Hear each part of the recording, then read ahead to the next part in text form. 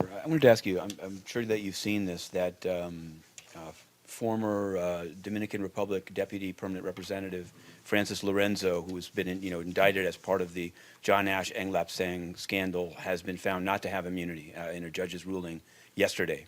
So I wanted to, I'd ask you if you have any comment, but I'm going to renew the request I've been made to you throughout this week, which, if not to provide the information of whom this room has been lent to ask you maybe to look into it and provide it by this afternoon, whether this room, as Mr. Dujarric said, he controls it and lends it out, was ever lent to Mr.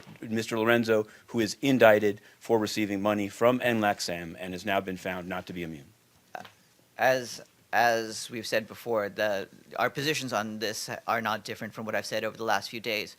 Regarding Francis Lorenzo, if he ever was in this room, it would be at a briefing in his capacity with the permanent mission of the Dominican Republic, and you could ask them whether they scheduled any briefings with him. He had other capacities, as is explained in the indictment. He was wearing a number of hats, and I just want to understand your position better. If you won't provide to the press information about how your office has lent this room out, who would you provide it to? The Fifth Committee?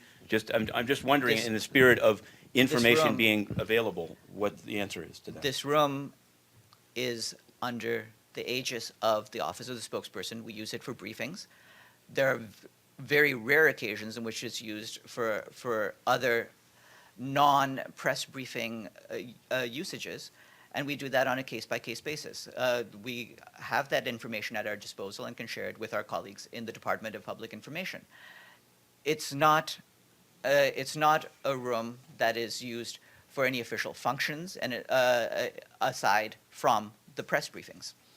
Regarding Mr. Lorenzo, we're aware of the process and have no particular comment on the judicial process in the United States as it proceeds.